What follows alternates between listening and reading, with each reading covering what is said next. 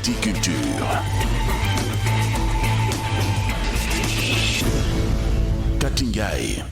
jotaay bi la ñu jagleel pàcc bu yaatu jëmale ko ci wàllu aada ak cosaan ba dippee ko Midi Culture maa ngi ci Kati Ndiaye ñu ngi lay nuyu. maa ngi lay fay Baye Cheikh. dañu koy ibbeek yi mënta ñàkk ci wàllu xibaar tey jii ci bis bi laataa ñuy xuus ci wàllu actualité culturelle njëkkee ko ñàkkum kaaraange yaa xam ne dañu ko seetlu ci banlieue bu Dakar Kati. ba tax na nag askan wi daal di génn rek ngir xamle li ni mel di woo autorité yi ngir ñu ñëw rek def seen matuwaay ngir régler bile mbir kii di Fatou Sow nag defal nañu ab waxtaan ak nit ñi féete foofe. ñun di tiit nañu jaaxle nañu sonn nañu ndax wax dëgg yàlla fii ñu dëkkee moom dëkk bi moom kenn ñemeetul sax génn léegi ndax boo génnee yaa ngi xalaat dinañ la gaañ wala duñu la gaañ waaw gouvernement bi moom wax dëgg yàlla war nañoo jàpp. wax dëgg yàlla sonn nañ trop parce que mënoo fay toog benn une semaine wala benn un mois boo xam ne déggoo fi leen di agressé nañu fi nangu portable am fan ñu agressé ko fi dem ko bi daa façon agression bu nekk da nga fi gis wax dëgg yàlla sonn nañ trop ñu ngi lancé appel bi gouvernement parce que ñoom mën nañ respecté wuñu seen engagement parce que au début bañ naan pays waaye assemblée nationale bi projet bi dañ ci boole un poste de police mais poste de police ba léegi dégguñu ko gisuñu ko te instant yi li ñuy dund métti na trop ñu leen di ñaan nag di leen sonn su fekkee poste de police boobu mën na disponible au niveau du Technopole ñu am ko parce que fu mu nekk nii moom sonn nañ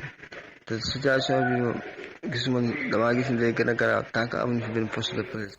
mu nekkoon ab gëstu boo xamee ni ñoo ngi ko jagleel ñàkkum kaaraange nga xamee ni dañu ko seetliw ci banlieue bu Dakar tey mardi 30 avril mooy bis bi nga xamee ni moom la ñu jagleel xeexuk ñàkkum toppatoo ak xooxatal gi ñuy xooxatal ndongo yi ci école yi. ba tax na kii di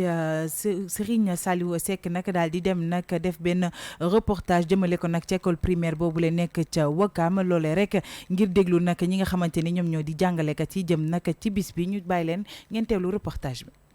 s'il vous plaît. loolu rek doy na ngir élèves yëpp noppi monsieur Sow nekk jàngalekat classe C2 ci école élémentaire bu nekk fii ci Wokam gis ni jaratul benn jàngalekat di jëfandikoo caravage. mooy bon violence bi nga wax c'est quand même récurrent c'est fréquent ci école yi mais seulement les moyens utilisés le plus souvent bon cravache bi la quoi. ngir moroomu jàngalekatam yi koy def lii la leen monsieur Sow di conseiller. mais quand même bon mënuma wax ni tey moom on a la cravache elle est bannie quoi sincèrement quoi. léegi am na sa yeneen naataango. élèves yi jàng tamit ñoo war a dimbali jàngalekat yi ngir mën a mucc ci lu nu mel ndongo bi di def classe C1 moo nu koy xamal. élèves yi ñoo jàngul bu baax moo tax doo wax classe ngay concentré. bu fekkee ni nag jàngalekat yi dem nañ ba amatuñ ci pexe am nañ li ñu duppee gouvernement scolaire ngir ñu lijjanti mbir mu ni mel monsieur Sow di ñu ko xamal ba tey. bon néanmoins ñun dañoo mettre en place un gouvernement scolaire bi nag dafa jël ay motuwaay parce que dafa am un ministère boo xamee ni c'est contre les comment on appelle les violences faites aux enfants. fanweeri fan ci weeru avril nekk bëccëg bi àdduna wërngal këpp jagleele xoqatal gi ñuy def ñenn ci gone yi ñu porox ndollu ci dem ci école bu nekk fii nii ci Wakaam waaye ñu bëri ci jàngalekat yi li ñu xamal moo di mën nañoo xool beneen jumtukaay bu dul ni di leen xoqatal. ngërëm ñeel Serigne Saliou Seck bis bi tey moom la ñu dippee journée de la non violence éducative ñu lagg waxtaane woteek président jëm ci ñàkkum cet gi ñu seetlu ci réew mi. ba tax na sax nag dafa daal di bëgg réew mi set mu daal di taxawal mbir mi léegi ngir nag ñu xeex lépp lu jëm ci wàllum salte fii ci dëkk bi kii di Kumba Ba nag tàllal na micro askanu Sénégal ngir ñu wax ñu rek li ñu xalaat ci ndogal li nga xamante ni kii di njiital réew mi Macky Sall jël na ko. noo déggee woote président yow. waaw mais defar buñ ne defar pour man Sénégalais war a defar mais nag man dafa am lu ma gëm man fii defar pour man ci kaw lay commencer moo wàcc jëm suuf li mu wax yëpp am na c'est vrai mën na ne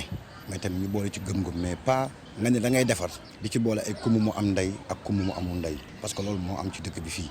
commencer ci maire yi yeeg ci ministère yeeg lépp damay toj jabaru président am na fi bitik dama koy toj jabaru maçon bi am na fi brique dama koy toj parce que yow yaa génnee décret ne ñu toj comme dañuy defar nag defar bi na ko ñëpp a yëgandoo pour Sénégal jëm kanam. ni ma ko comprendre mooy c'est une très bonne chose parce que surtout ñun ñi nekk ci biir école yi mënuñu nekk sans pour autant que propreté du am ci école parce que bu ngeen gisee suñu cours bi nii temps yële suñu force bi da doon bal di dem léegi nag vraiment daf ñu doon déranger ak xale yi donc on a tout fait discuter ak benn parent d'élève ba mu ñëw jàppale ñu ba nga xam ne set dina mën a am daal ci biir école bi. tàmbali bi ci biir kër gi la war a nekk parce que looy gis parce que ca kër ga ngay yeewoo foofu ngay génnee ñëw ci école bi ba romb quartier ñëw ci école bi kon defe naa li ñu war a def bu ñu ko defee ci kër gi def ko ci mbedd mi bu ñu accès ci école bi du ñu am benn problème. Rwanda bu la ko wanee nii ñoom seen bopp dañ jóg carrément pour defar seen dëkk parce que mentalité boobu ñun tam suñ ko amoon suñ ko saxaloon suñu bopp ñun tam ñu xam ne lii pour suñu dëkk la ñu def ko te du am benn problème c'est-à-dire on a trop laissé aller quoi c'est-à-dire dañ bàyyi ñu def lu leen neex mais lii waroon nañ ko jël bu yàgg jëlee décision boobu et puis ñu topp mu am suivi. defar booru tali weex wax dëgg yàlla jaaykat yeex boo suñu mbokk bool yi dañ yàq tali bi wax dëgg yàlla dëkk bi daal li fi war defar bari na.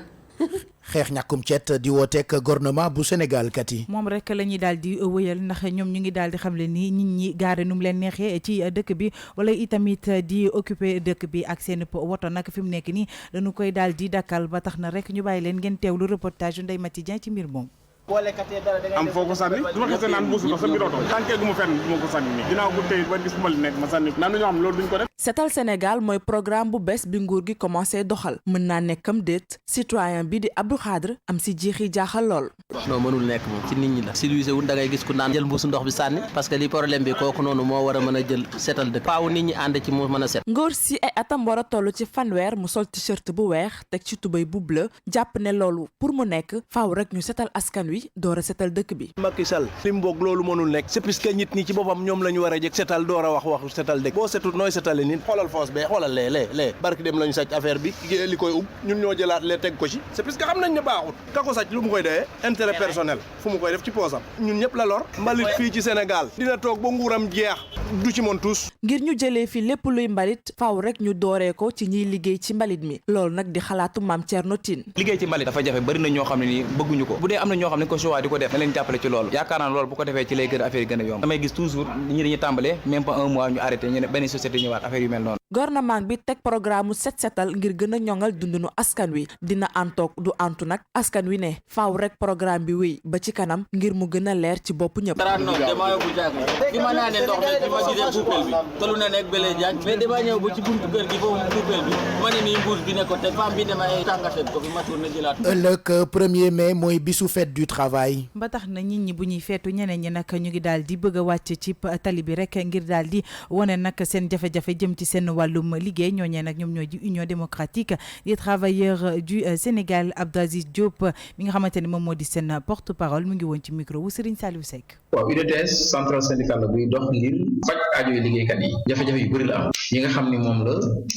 organisation liggéeykat yëpp am bi ci njëkk mooy organisation liggéeykat yi dafa war a am mbooloo seen mbooloo moomu ci entreprise yi lay jóge entreprise yooyu ñu ci bëri nangoo dañoo syndiqué ndax dañ leen ne xoqatal seen liberté syndicale lañ ko wax fii entreprise yooyu ñi ci ëpp ñu ngi jóge ci ay société intérimaire ñu placé leen ci entreprise yi ñu nekk ay contrat à durée déterminée garanti leen carrière boo xam ne duñu am fit leur rôle de militant ci biir syndicat kon ñooñu dootuñu milité ñi nga xam ne jóge nañ ci entreprise yi dem ci secteur informel bëri fa lool ñu war leen encadrer dajale leen former leen jàngal leen jox leen ay services syndicat yi amuñu moyens yu leen mën a defee loolu parce que syndicat mission publique bu muy joué état dafa mel ni conscient ci pour mu leen jox des subventions ba ca des mooy xale yi génn ci école yi ñu war leen dugal ci entreprise yi ñu liggéey 200,000 xale mooy génn at mu jot gouvernement bi capacité bu 30,000 lu ci ëpp ci xale yooyu suñu njaboot lañu war dugg syndicat yi pour préparer le renouvellement des rangs des générations xale yooyu bu ñu dugul syndicat yi mag ñi dañuy màggat ci biir syndicat yi syndicat donc loolu la ñuy constaté alors mais tréewul ñu ngi takk suñu lafu sër takk suñuy gaño ànd ñu war a def au niveau de la centrale ñu ngi koy def la preuve mooy nous sommes la seule centrale Sénégal boo xam ni am nañ ñeenti secrétaire général yu fi jaar loolu aussi dafa spécificité bu UDTS. yéen a ngi déglu jotaayu xibaar diggu bëccëg gi Midi Culture la ñu ko dippee ci www.kingfm.sn.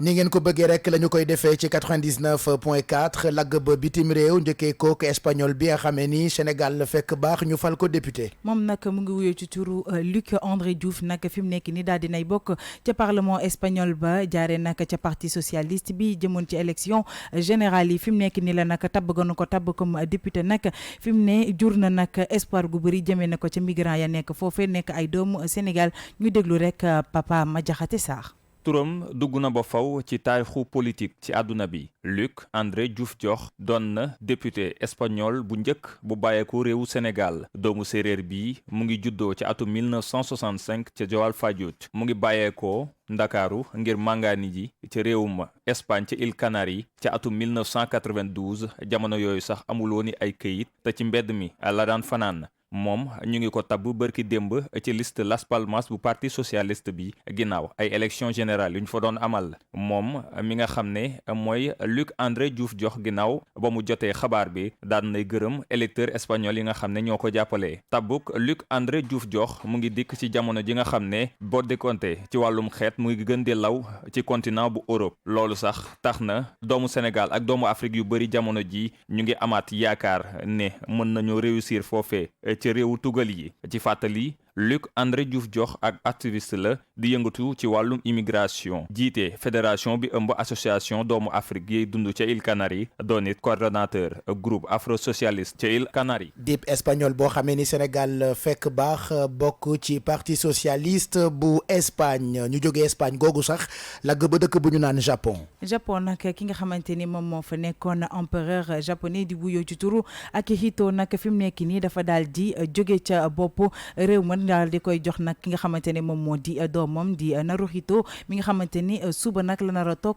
ci bopp. bu ñu jógee Japon dañuy dem dëkk bu ñu naan France. France nag ñaari soxna yoo xamante ne ñoom ñooy muur nag dañu daal di porter plainte ndaxte nag li waral li ni mel moom moo di dañ leen a daal di tere bokk ci benn braderie boo xamante ni dafa amoon ca banlieue lilloise ba. laata yaatal gi ci xibaaru aada ak cosaan ci midi culture li mënta ñàkk itam ci yi njëkk bokk na ci tàggat yaram. Tout de suite, le sport. Now, sports.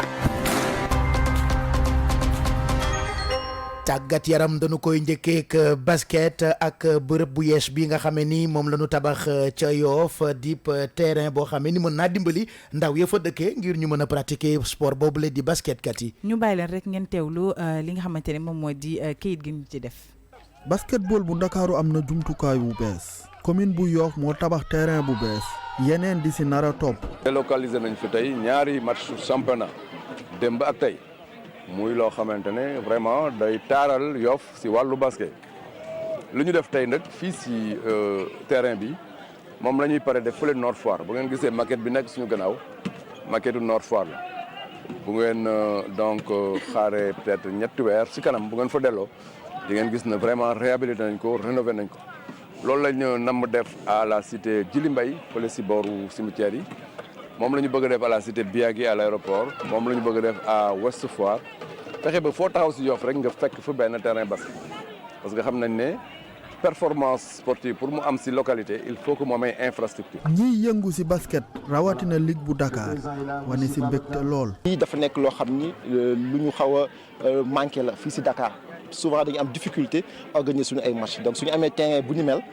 dafay yokk rek pratique bu basket fii si Dakar. si perspective bu JOJ 2022 parce que JOJ 2022 duñu jouer basket contre 5 contre 5 mais basket 3 contre 3 nañuy jouer et que loolu Sénégal nekk si retard mu ne day taxawal ay terrain si biir quartier yi bi nga xam ne xale yi dinañ mën a quand même foowee basket jàng basket bi nga xam ne fii ak ay at dinañ mën a développer davantage basket 3 contre 3 donc loolu yëpp lu muy tax aussi mooy que club yi gën a delloo seen base affective gën a jege population yi gën a jege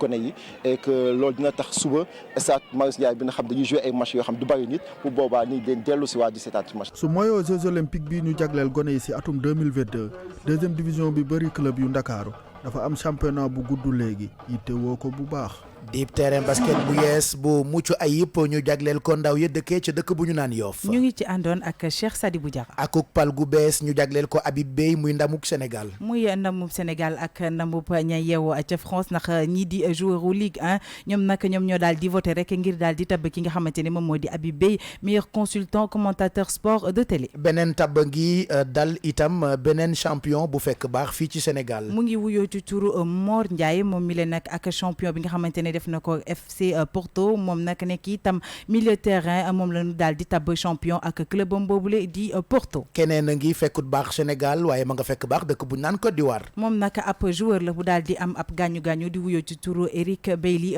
moom nag ñu ngi daal di xamle kan gi ñu nar a jëm si du ca daal di bokk ndax gaañu ga mu am ca oomam. mbokk yi bu ngeen taaxeerloo ñu lagg jàll ci li tax ñu naan Midi Culture. xibaaru caada yu wér te woo. ab pàcc bu yaatu boo xamee ni dañu ko jagleel lépp lu jëm ci wàllu aada ak cosaan ci réew mi tey ji 30 avril mooy bis bi nga xamee ni àddina wërngal képp ñoo ngi ciy màggal xeetuk musique bi ñu dippee jazz. ni ki tey ji nag lañu ko daal di amal caatub 2011 ñi def li ni mel rek ñoom ñoo di UNESCO loolee rek ngi daal di delloo njukkal jazz ak njëriñ li nga xamante ne am na ko ci àddina bi ngir daal di lëkkale peuple yi nekk fépp ci àddina bi waaye rek mënunoo wax nag bis bi la te daal di wuñu tudd li nga xamante ne moom moo di festival de jazz nga xamante ne jamono ji mi ngi amee foofu la ca Saint-Louis ñu taxawaloon ko ca atub 1993. gëstub tey bi ñoo ngi ko jagleel liggéeykat yi nga xam ne ni ñooy yëngu te dooni ay ouvrier di def ay œuvre yu am solo ci wàllu art. seen œuvre yi nga xamante ne nag moom la ñuy def ñu ngi ci kontaan bu baax di xamle itamit ñu bëri ñu ngi ko ciy def te amuñu benn formation professionnelle Papa Madiakhate Sarr dem na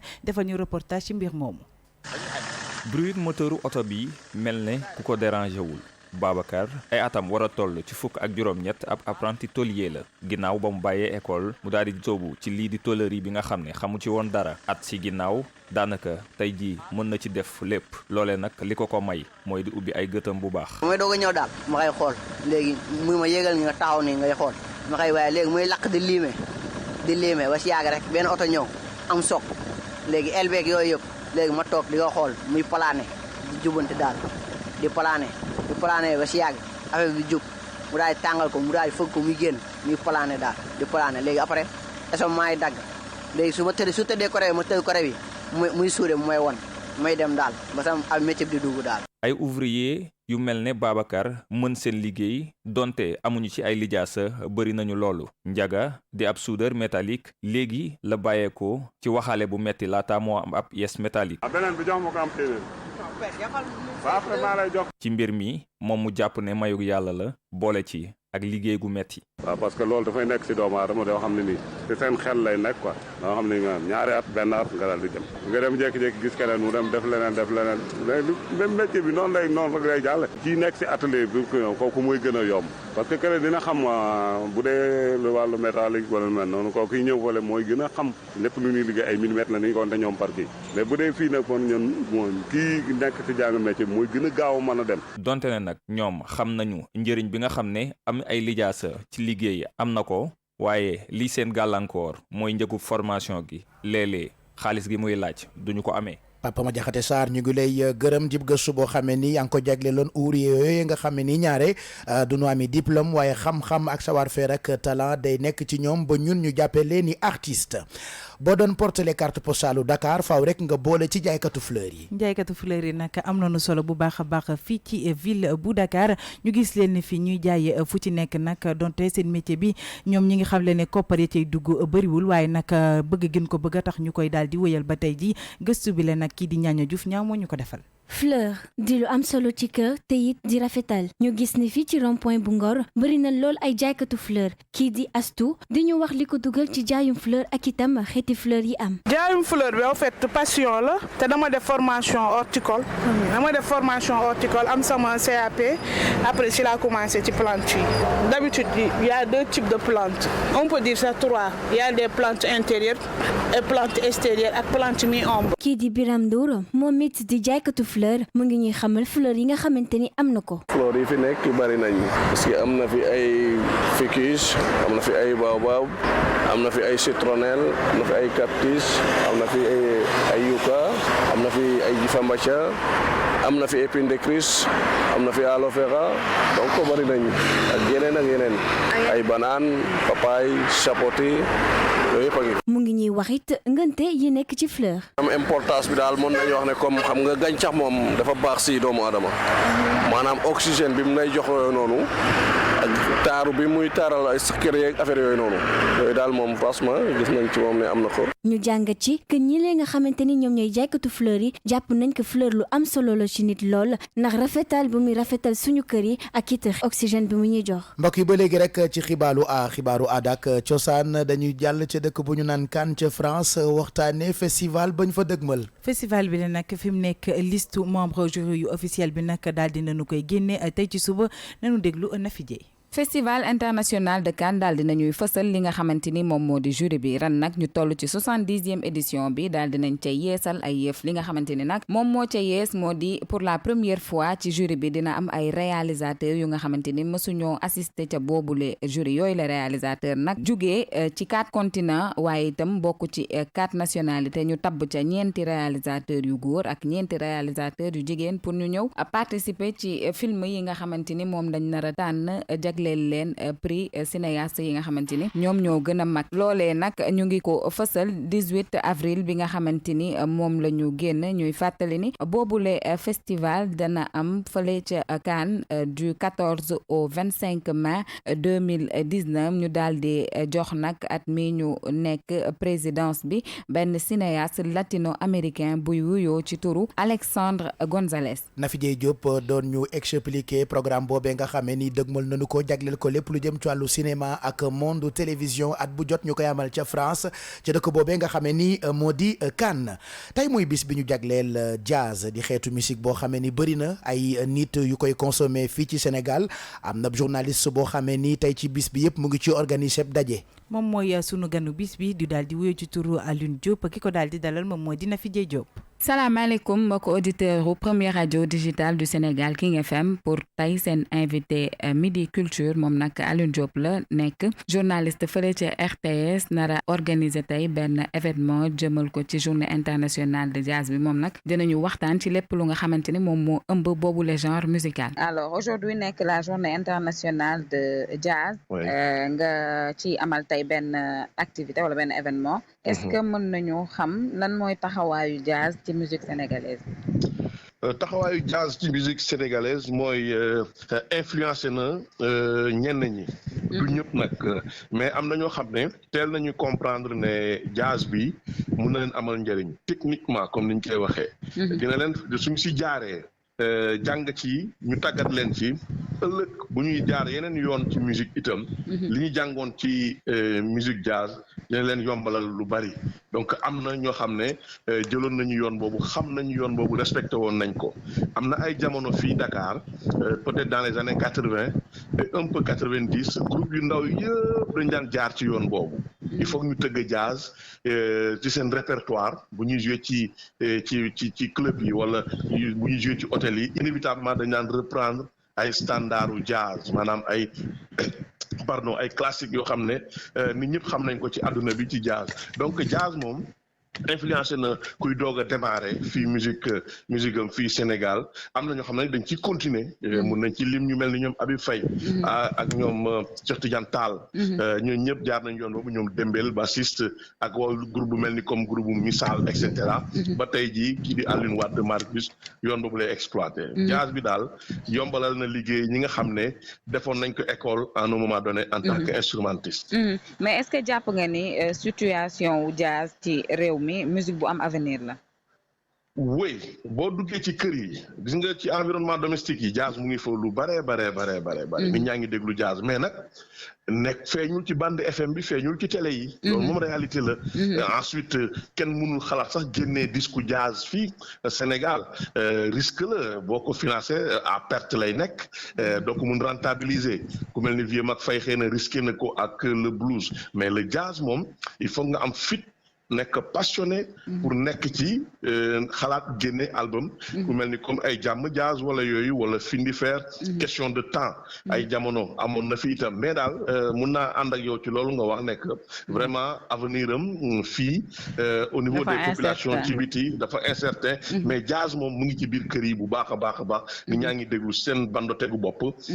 am nañ fa suffisamment de collection de jazz malheureusement ce n'est pas le cas ci bande FM bi malheureusement ce n'est pas le cas ci espace audiovisuel bi aussi télévisuel bi lan ngeen compté def tey ci journée internationale du jazz bi pour jëmmal boobu la genre musique voilà def conférence musée des civilisations noires ak kii di professeur Magaye Kassé professeur à université Cheikh Anta Diop. dafa def ay recherche yu bari yu takku ci jazz yu bari ci jazz. donc daf si jël benn rek de Duke Ellington à Omar Sosa. Omar Sosa benn jazzman cubain la donc fas yéene def conférence jàmm jazz aussi nekk si suñu wet. pour def production 5 à 6 titres ñu échanger ak public bi après mun a tas objectif bi nag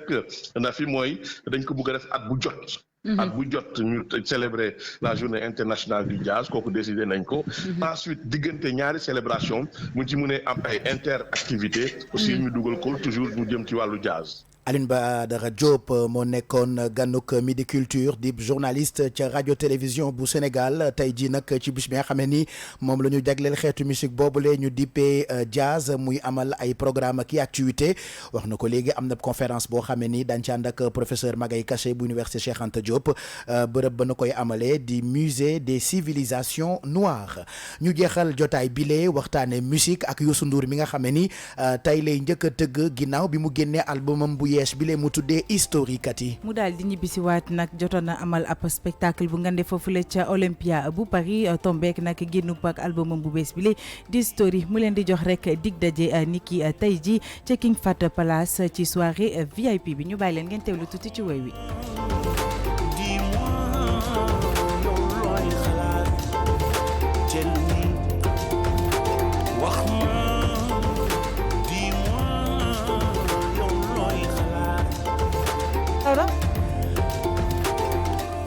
tëggam bu njëkk ginnaaw bi mu génnee album international boobule mu tuddee History tey ci guddi lay doon ca King Fahd Palace soirée VIP lay doon ci veillu fête du travail ëllëg la ñu koy màggal 1er mai la nar a tombeel tey ji équipe bu King FM àndandoo ak groupe Futur Média di célébrer fête du travail ca ngoon lay doon bu 3h jotee kulli ku dip liggéeykat ñu ngi lay ndokkeel Kati Ndiaye. jërëjëf Baye Cheikh di ndokkeel ñëpp di jaajëfali tamit ñi nga xamante ni ñoom ñoo di mbokk auditeurs yeeg internet yi ñuy suivre ci suba ba tey di leen jox dig daje suba incha allah ci Midi Culture. ngërëm ñeel di sa préra mi jiite rédaction bu King FM réalisé itam Midi Culture bi leen nga xamee ni mooy jotaay bi ñu leen di baaxee bis bu jot ci diggu bëccëg gi ci King FM ngërëm ñeel Daouda mi nekkoon ci machine gi feggoo nag Kaderlo gërëm Yacine Faye ci digital bi way leen di àndandoog ñun ci www.kingfm.sn première radio digitale du Sénégal.